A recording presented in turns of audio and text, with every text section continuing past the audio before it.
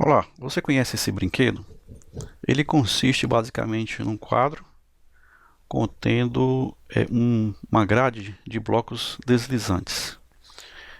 Esses blocos são numerados de 1, 2, 3, 4, 5, 6, 7, 8 e um deles é vazio. Poderíamos aqui representar como sendo talvez o bloco número 0. Nós podemos deslizar esses blocos para o vazio, ou seja, nós podemos colocar o 5 aqui, o 2 aqui, de forma que nós podemos mexer com a configuração total do bloquinho. E o objetivo desse joguinho, nós podemos dizer assim, é colocar esses números em ordem, né? Por exemplo, deslizando o 1 e o 2 de forma que aos poucos ele vá ficando em ordem, que nem sempre é fácil de fazer. Bom, será que nós poderíamos, com o auxílio do computador, resolver rapidamente esse problema? Provavelmente sim. Mas, mais do que isso, esse joguinho aqui é muito utilizado para teste de heurísticas. Então nós vamos ver agora como solucionar esse problema e como desenvolver uma heurística para um problema que nos é dado. Vamos lá. A primeira coisa que nós temos que decidir é qual é a função heurística que eu vou utilizar como estimativa da distância do estado em que eu estou até o estado meta. Uma primeira opção seria utilizar exatamente a quantidade de peças que está fora do lugar. É uma ideia que pode vir à nossa mente, uma intuição, né? Então vamos ver, por exemplo, a peça 6 está fora do lugar? Sim, então uma. A peça 8 também está fora do lugar? Sim, a peça 8 deveria estar aqui embaixo, né? A peça 1 está fora do lugar? Deveria estar aqui, sim, mais um. A peça 7 está fora do lugar? Sim, mais um. A peça vazia, branco, está fora do lugar? Sim, mais um. A peça 4 está fora do lugar? Sim, mais um. A peça 2 também está fora do lugar, mais uma. A peça 5 também está fora do lugar. E a peça 3 está fora do lugar. Quase todo mundo aqui fora do lugar.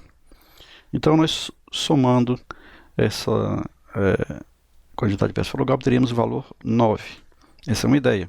Então, pode ser usado, não há problema, né? Outra forma seria calcular a distância, ou a soma das distâncias de cada peça da sua posição original para a posição meta, em termos de distância quarteirão, ou seja, a distância que eu deslizaria o bloco se não houvessem outros blocos no meio, quantas vezes eu deslizaria o bloco para chegar na posição dele. Então, por exemplo, aqui a peça 1, ela deveria estar na posição inicial, ela está na posição 3 aqui, então ela deveria se deslocar 2 posições para chegar na sua posição inicial. Então colocamos 2 aqui. A peça 2, ela está aqui, ela deveria se deslocar para cima 2 vezes e para a direita, então ela deveria se deslocar 3 vezes. A peça 4, ela está à direita, de se deslocar à esquerda 2 vezes, 2 vezes. A peça 5, ela está na posição abaixo, e deveria estar na posição do meio, então tem que se deslocar 1 para cima, então 1. A peça 6, ela está no canto superior esquerdo e deveria estar à direita na linha média. Então ela precisaria de 1, 2, 3 movimentos para chegar na sua posição original. A peça 7, ela precisaria se deslocar uma posição para chegar na posição original. A peça 8 precisaria se deslocar duas posições para chegar na posição original. E a peça 0, o branco, deveria se deslocar 2 posições, fazendo um total de 18. Então eu tenho uma estimativa de distância para a meta obtida pela distância quarteirão total seria 18. Qual das duas é a melhor? Bom, a primeira me dá um valor 9, a segunda me dá um valor 18.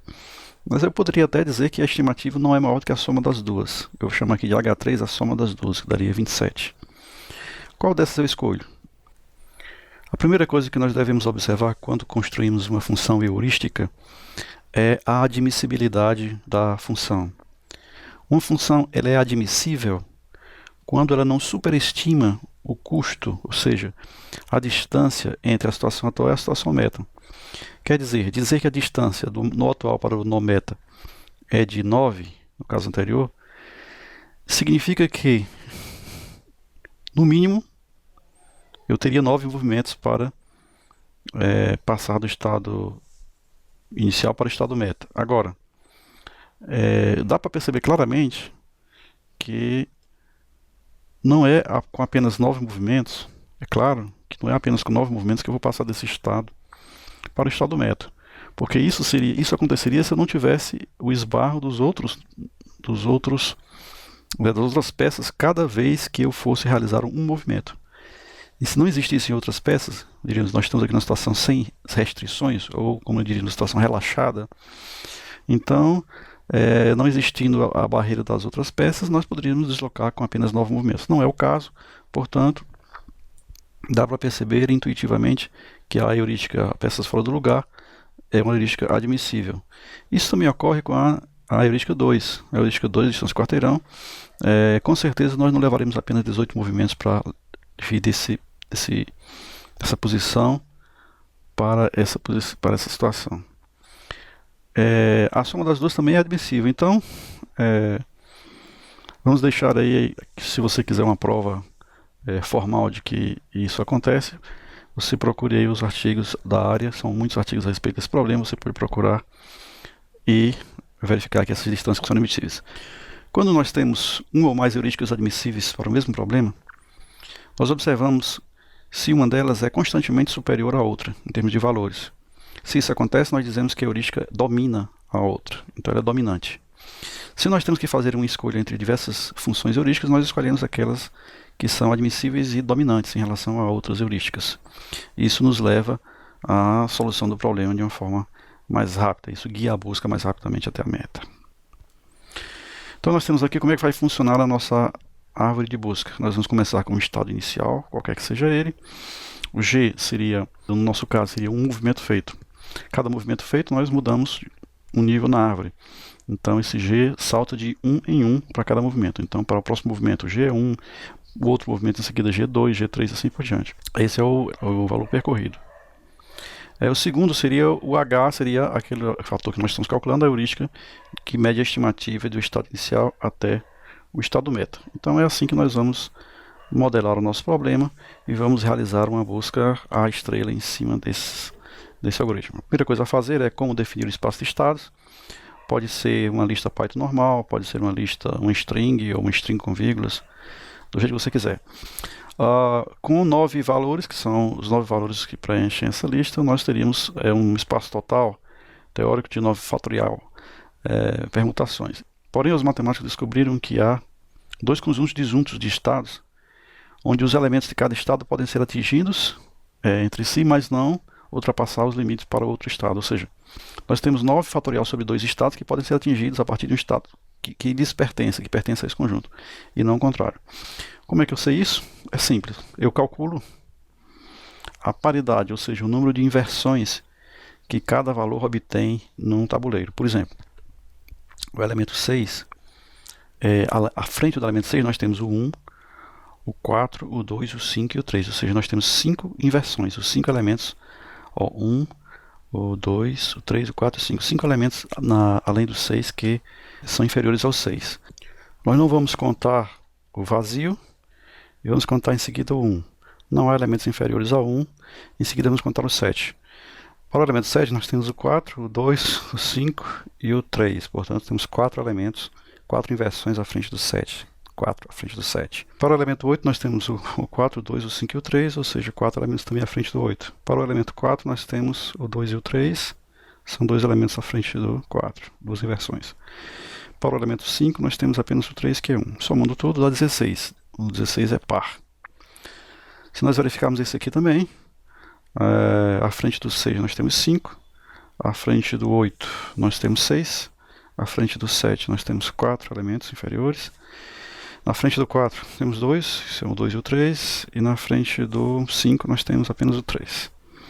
Somando tudo dá 18, par. Se fazemos a mesma coisa aqui, vamos ter 18 também é par. Então esses três elementos pertencem ao mesmo conjunto. E é fácil ver que bastava que eu deslocasse o espaço em branco para 8, trocasse o espaço aqui no 8, nós faríamos desse estado para esse. E fizéssemos a troca com 7, passaríamos desse estado para esse. Então esses 3 estados são perfeitamente alcançáveis, pertencem ao mesmo conjunto. Para esse aqui, se nós calcularmos número de inversões, o 1 está correto, o 2 está correto, já o 3 está correto, o 5 tem o 4. Então é uma inversão. O 4 está correto, o 6, o 7 e o 8 estão corretos. Nós temos apenas uma inversão, é ímpar. Esse estado aqui não é alcançável a partir desses estados. Mas ele é alcançável a partir desses estados de baixo, que também são ímpar. E é fácil ver que bastaria deslocar o espaço para cima ou para baixo, nós passaríamos desse estado para esse ou para esse, mas não desse para esse, desse para esse ou desse para esse. Então esses estados são inalcançáveis a partir dos estados de paridade par. Estados de paridade par não alcançam o estado de paridade ímpar e vice-versa. O fato de ser alcançável não significa que será fácil. Tudo vai depender da estratégia de busca. Para ela encontrar a solução mais rápida possível, vai depender da estratégia de busca. A estrela, que é o que nós vamos utilizar, é boa, mas será que ela pode melhorar? Com certeza sim. Existem muitas heurísticas aí que melhoram o que nós temos aí em termos de A estrela. E você pode utilizar esse problema, e é assim que os matemáticos fazem, para testar alguma nova heurística que você tenha inventado. Nós vamos testar uma heurística tal, a gente pode usar esse algoritmo para testar. Vamos começar o nosso caderno importando 3 bibliotecas importantes. A biblioteca TimeIt, que nós vamos utilizar para calcular os tempos que nós vamos precisar para fazer a nossa busca. A biblioteca Random, que nós vamos utilizar para gerar números aleatórios. E a biblioteca Copy, que a gente vai utilizar para fazer cópias das estruturas de dados do Python. A seguir, vamos definir a nossa classe meta, né? Então, a nossa meta vai ser a posição normal do quebra-cabeça de 8, dos blocos deslizantes, colocando 0 no canto inferior direito. Essa vai ser a nossa meta. Agora vamos definir a nossa classe nó. Aqui é a nossa classe nó.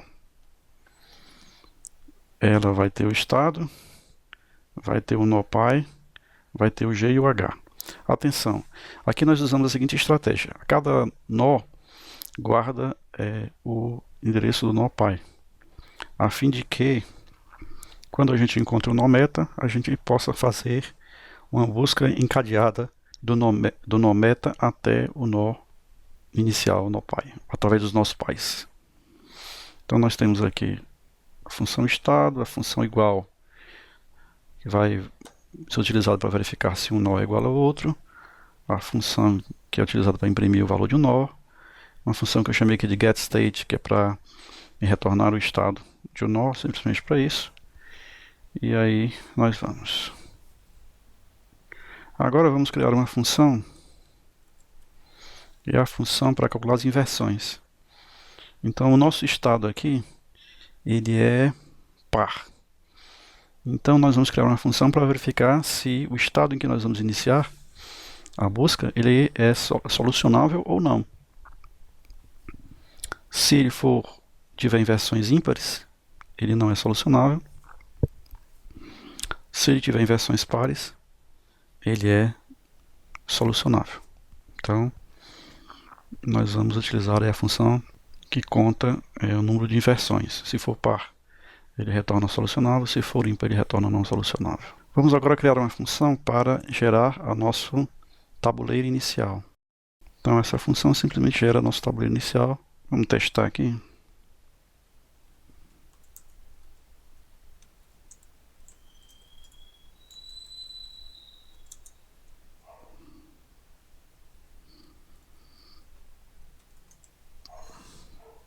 Tá aí. Então esse aí é um estado inicial, seria 160853427.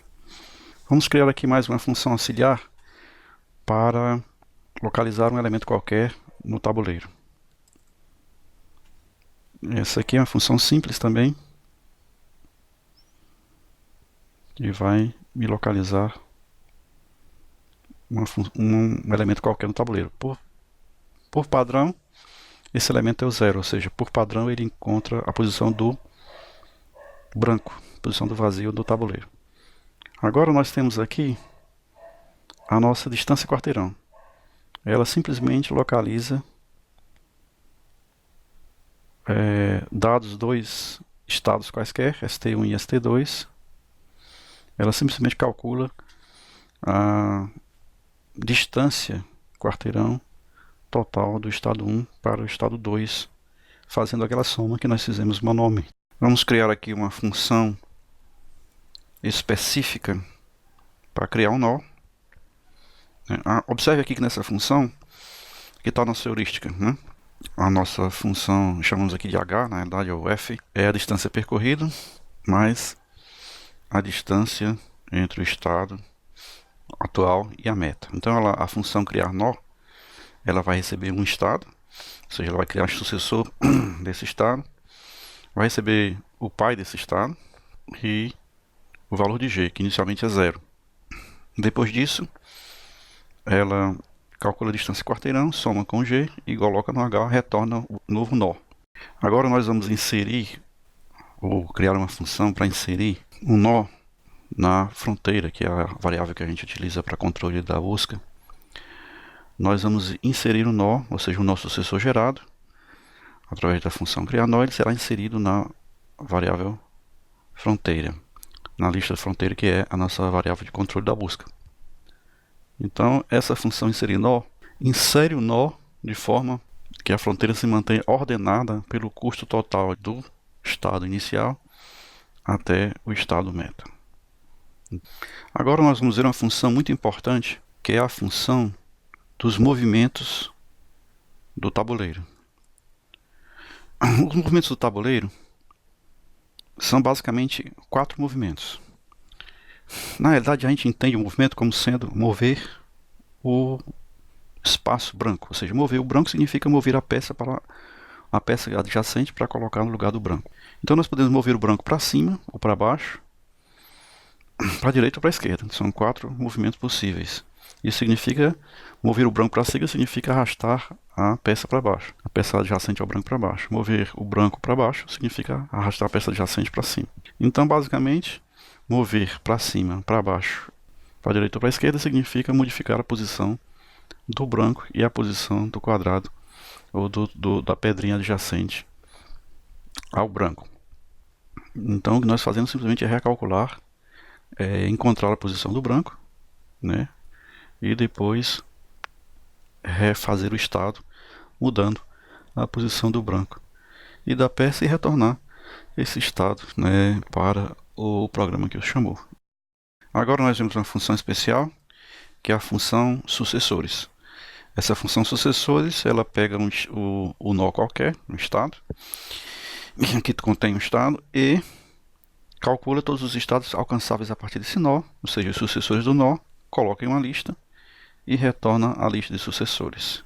Simples assim, ela calcula. Cuidado se você estiver usando o Python para sempre fazer cópias do estado, a fim de evitar que qualquer mudança que você faça no estado altere o estado original e aí você começa a confundir o seu processo de busca. Então use cópias, passe as variáveis por cópias para poder você evitar problemas mais na frente. Agora vamos ver a nossa função de busca. É uma busca à estrela. Nós temos a nossa fronteira, a nossa borda aqui, com o nó inicial. E ela entra naquele laço. Esse algoritmo básico que vocês já conhecem, é a mesma coisa. E ele fica executando, tirando o nó da borda, verificando se é meta e tal, aquela coisa que você já conhece. Então ele tem só um laçozinho a mais aqui para poder encontrar o caminho de volta a partir do momento em que ele encontrou o nó meta. Finalmente nós vamos fazer aqui o nosso programa quebra-cabeça de 8. Os americanos chamam de 8 puzzle. O que nós temos na verdade aqui é um experimento para testar a capacidade do algoritmo de encontrar soluções para esse problema. Ele recebe a quantidade de vezes que ele vai testar, temos assim o número de amostras que ele vai fazer. Ele vai rodar essa busca de solução para cada uma das amostras e vai calcular o tempo. Depois ele vai imprimir um pequeno relatório, na verdade vai imprimir enquanto executa, um relatório sobre a quantidade de vezes que ele encontrou a solução e a quantidade de vezes que ele não encontrou a solução. Vamos então executar, e aí nós vamos ter os relatórios. Aqui embaixo nós temos a profundidade da árvore que ele está testando, de 300, 600, 900 e assim por diante.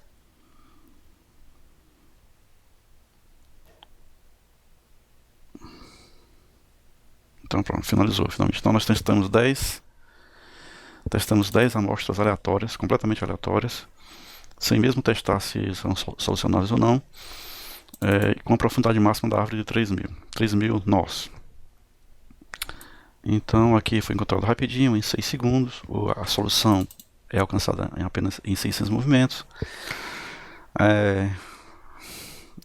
Essa aqui ele falhou, ele tentou uma árvore chegou a 3.000 de profundidade, ele não conseguiu solucionar. E foi assim por diante. Isso aqui ele conseguiu em 100 movimentos. Vamos dar uma analisada nessa heurística, vamos ver se ela realmente... vamos dar uma olhada aqui, vamos criar aqui uma função para criar um histograma que analisa aqui a nossa heurística. Vamos ver aqui.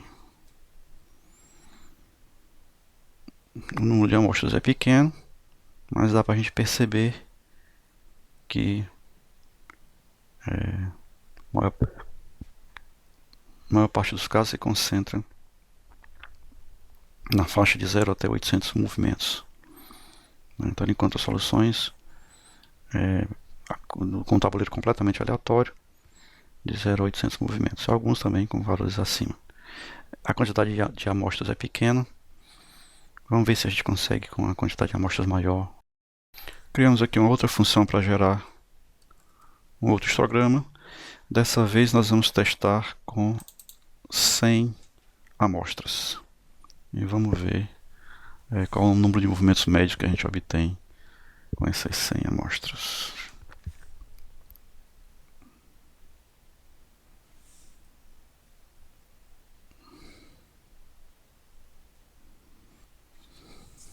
Bom, finalmente nós temos nosso histograma aqui e verificamos que a grande quantidade de soluções fica na casa de até 1.000 movimentos. Se você vai testar uma outra heurística, você sobrepõe esses dois histogramas, um histograma dessa heurística e com um histograma de outra heurística, você pode verificar qual delas é melhor. Então fica para você aí a pesquisa e a descoberta de novas heurísticas que possam tornar esse processo mais eficiente.